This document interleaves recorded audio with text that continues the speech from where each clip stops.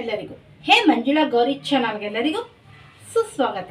ಈಗ ಮಾವಿನ ಹಣ್ಣಿನ ಸೀಸನ್ ಆಗಿರೋದ್ರಿಂದ ಮಾವಿನ ಹಣ್ಣಿನ ಶ್ರೀಕರಣೆ ಮಾಡೋದನ್ನ ತೋರಿಸ್ತಾ ಇದ್ದೀವಿ. ಕಡಿಮೆ ಸಾಮಗ್ರಿ ಬಳಸಿ ಸುಲಭವಾಗಿ ಬೇಗನೆ ಆಗುತ್ತದೆ. ಮೊದಲಿಗೆ ಮಾವಿನ ಹಣ್ಣು 3, ಬೆಲ್ಲ ಸ್ವಲ್ಪ, ಏಲಕ್ಕಿ ಪುಡಿ ಸ್ವಲ್ಪ, 1-2 ಚಿಟಿಕೆ ಉಪ್ಪು. ಇದಕ್ಕೆ ಬೇಕಾಗಿರುವ ಸಾಮಗ್ರಿಗಳು ನೋಡಿ. ಮೊದಲಿಗೆ ತುದಿನ ಕಟ್ ಮಾಡ್ಕೊಳ್ಳೋಣ. ಮತ್ತೆ ಓಪನ್ ಮಾಡ್ಕೊಳ್ಳೋಣ ಮಾವಿನ ಹಣ್ಣನ್ನ.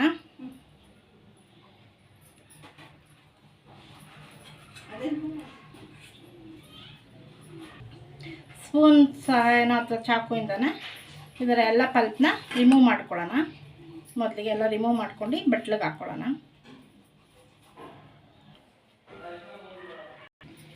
ನೋಡಿ, ಚೆನ್ನಾಗಿ ಮ್ಯಾಶ್ ಮಾಡ್ಕೊಂಡಿದೆ ಎಲ್ಲ ಮಾವಿನ ಹಣ್ಣು. ವಾಟೆ ಎಲ್ಲ ತಕ್ಕೊಂಡು ಈಗ ಇದಕ್ಕೆ ಬೆಲ್ಲ ಹಾಕ್ಕೊಳ್ಳೋಣ.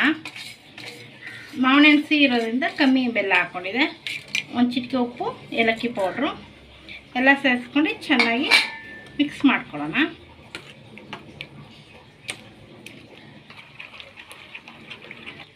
ಚೆನ್ನಾಗಿ ಬೆಲ್ಲ ಎಲ್ಲ ಕರಗೋ ತನಕ ಚೋಟಲ್ಲಿ ಈ ರೀತಿ ಕೈ ಆಡಿಸ್ತಾ ಇರಬೇಕು. ಈಗ ಕರ್ಗಾಗಿದೆ, ಬೋಲ್ಗೆ ಹಾಕೋತೀನಿ. ನೋಡಿ, ಘಮ ಘಮ ಅಂತ ಮಾವಿನ ಹಣ್ಣಿನ ವಾಸನೆ ಬರ್ತಿದೆ. ಏಲಕ್ಕಿ ಹಾಕಿರೋದ್ರಿಂದ ಏಲಕ್ಕಿ ಕೂಡ ಸ್ಮೆಲ್ ಬರ್ತಿದೆ. ಚಪಾತಿ ಜೊತೆ ಸವಿಯಲು ಮಾವಿನ ಹಣ್ಣಿನ ಸೀಕರಣೆ ರೆಡಿಯಾಗಿದೆ. ತುಂಬಾ ಚೆನ್ನಾಗಿರ್ತದೆ. ನೀವು ಕೂಡ ಮನೇಲಿ ಟ್ರೈ ಮಾಡಿ ನೋಡಿ. ಚಪಾತಿಗಂತೂ ಸೂಪರಾಗಿದೆ. ಚಪಾತಿಗೆ, ಪೂರಿಗೆ ಬೊಂಬಾಟಾಗಿರುತ್ತೆ ಈ ಮಾವಿನ ಹಣ್ಣಿನ ಶ್ರೀಕರಣಿ. ಈಗ ಟೇಸ್ಟ್ ಮಾಡಿ ನೋಡಿ ಹೇಳ್ತೀನಿ. ನೋಡಿ, ಈಗ ಟೇಸ್ಟ್ ಮಾಡ್ತಿದ್ದೀನಿ.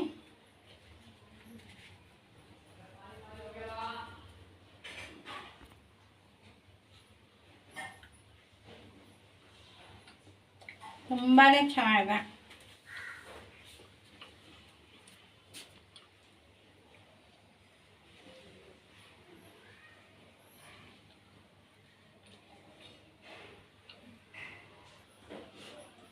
ನೀವು ಕೂಡ ಮನೆ ಟ್ರೈ ಮಾಡಿ ನೋಡಿ. ತುಂಬಾ ಚೆನ್ನಾಗಿರ್ತದೆ.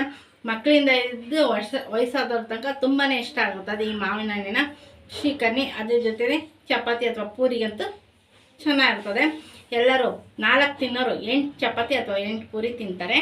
ಸೊ ನೀವೇನಾದ್ರು ನಮ್ಮ ಈ ಚಾನಲ್ಗೆ ಹೊಸಬರಾಗಿ ದಯವಿಟ್ಟು ನಮ್ಮ ಚಾನಲ್ನ ಸಬ್ಸ್ಕ್ರೈಬ್ ಮಾಡ್ಕೊಳ್ಳಿ.